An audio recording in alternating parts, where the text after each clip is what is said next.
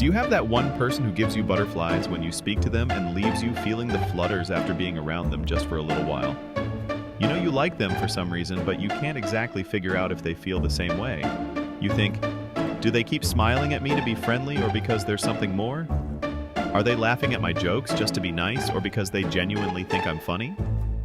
Are they hanging out with me for fun? Or because they want to get closer? Have you ever replayed a conversation in your head over and over trying to figure out if they meant something more, or if it was all in your imagination? Making new relationships is a challenging task in itself, but having to figure out if this person likes you back can be exhausting when they're giving you mixed signals. Before you get carried away with your feelings for this person, let's slow down for a second and think about the possibilities. Sure, it may seem like they're having a good time with you, but what if their outward happiness is coming from somewhere or someone else? Let's explore some signs that someone is in love, but not with you. Excuses. Scenario 1. You two may have your moments of fun hanging out, but then when you try to make plans with them again, they keep coming up with an excuse for something else they've got going on. Friday night comes around, you're scrolling through social media, and bam, there they are in their cute outfit posting selfies and story updates with their friends. Hashtag Friday vibes, more like hashtag sad vibes. And that's if they even tried to make an excuse to avoid making you feel left out. You give it a fair shot by asking if they want to hang out a few times, but they bring up plans they have with other people or a suspiciously special other person. It seems like this person is going out of their way to hang out with others and not so much with you. It's likely that they don't feel the same way. Think about it when you're attracted to someone. Aren't you willing to put in the effort to strengthen your connection with them? So why wouldn't they do the same if they feel the same way? As South University explains, according to licensed psychologist Dr. Rachel Needle, specific chemical substances such as oxytocin, phenethylamine, and dopamine have been found to play a role in human experiences and behaviors that are associated with love. They make us alert, excited, and wanting to bond. The bottom line is, if they don't seem alert, excited, and wanting to really bond with you in particular, they're probably not that into you. One-sided. So maybe your conversations can go on for hours and even days through text. They seem like a great listener, never cutting you off, ready to hear you out. Except these listening skills are starting to get suspiciously good. They rarely add anything of their own to your conversations, and it's now starting to feel like it's you doing all the talking.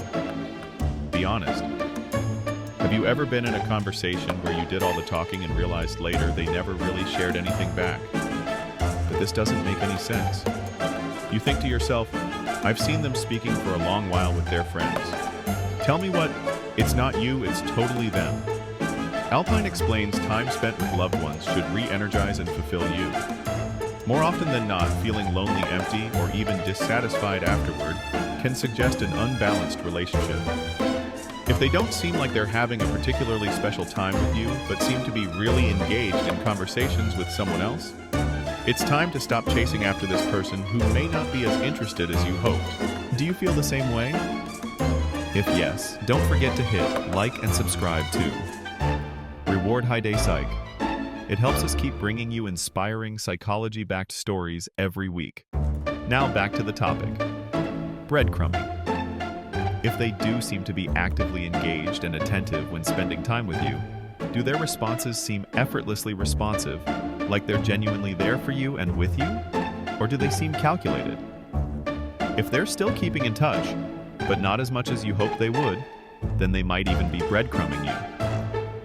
Breadcrumbing is a relatively new dating technique that Cosmopolitan describes as when they send you sporadic messages, slide into your DMs here and there, or throw you a like on Instagram just frequently enough so you don't lose interest, but not too much, so the relationship actually moves forward. This might be a card they pull when they have their eyes on someone else, but need a backup in case their first love doesn't really turn out as hoped. The New York Times explains that this could be used as a way of keeping a dating prospect on hold. If they seem like they like you but don't like you, then they probably don't really like you after all. If someone only gives you just enough attention to keep you around, would you still see it as interest or as a warning sign? Indifferent. In addition to their behaviors and our actions seeming forced, It might be helpful to reflect on this person's body language during your interactions with them. Body language researcher Albert Mehrabian, who first broke down the components of face-to-face conversation, found that 55% of human communication is nonverbal, 38% is vocal, and a remarkably small 7% is actually the words we speak. Body language can have an incredible impact on how we convey and interpret messages. It's part of 90% of nonverbal communication. If they seem to be verbally responding to what you're saying to them, but still it feels like something is off, then they're probably not fully in the moment. According to international consultant, speaker, host, and best-selling author Ali Craig, some observable body language indicators of questionable interactions can include lack of eye contact, pointing feet away from you, pointing their torso away from you, and surprisingly enough, holding eye contact for too long. Body language expert and author Stephen Keel explains this last indicator as a common sign of dislike sharing, that excessive eye contact can be a way to not have others find out how a person truly feels about them. Jill says, since we know looking away will be interpreted as rude, people overcompensate by making too much eye contact to ensure they aren't perceived as inhospitable.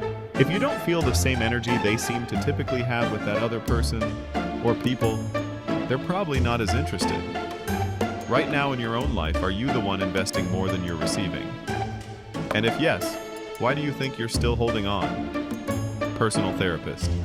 It can be a cute thing to have someone come to you for advice like, oh, they value what I think about something, but this turns from cute to concerning when that seems to be all they come to you for. If every interaction you have with this person you're crushing on seems to feel like a counseling session to help them manage their personal life problems, especially if this is about their relationships with others or challenges in their personal lives, and they're just hanging on because they need someone as a resource for venting and solution seeking. Especially if this is about the relationship requiring active effort, it's a hint that their priorities are completely different. As Healthline explains, without equality and mutual respect, relationships can easily become unbalanced and insecure. A healthy relationship requires active participation and equal effort from both sides to reciprocate how much you care for each other. If you're starting to feel like you're doing all the caring, then it's not worth it. They always have something or someone else on their mind. It happens when they seem to constantly have something or someone else on their mind. You're always the one initiating conversations. Reaching out to them feels like getting stale replies rather than ways to actively engage with you. When you do get a hold of them, there seems to be a barrier between the two of you, which may feel like unspoken boundaries they have to put up to keep you at a distance.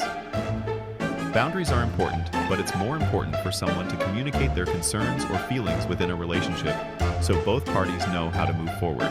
If your partner is or seems to be impartial with you, isn't putting in the same energy as you are, or significantly more energetic with someone else, they probably don't have intentions of taking this beyond just a casual crush or someone you wish you could connect with on a deeper level.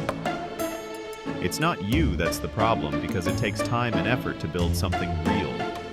It's only reasonable to set your expectations high when pursuing someone to experience life with, no matter what stage you're at. Finding that special someone just as a reminder everyone is unique and beautiful in their own way and gets to choose whether they want to pursue romantic love or enjoy their own company. We hope you found this video helpful, and if you have suggestions for any other mental health topics you would like us to cover, comment down below. And if you enjoyed this, don't forget to follow Hi Day Psych so you never miss a new video. We share psychology-backed insights every week to help you understand yourself and your relationships better. Thank you so much for watching, and remember, you matter.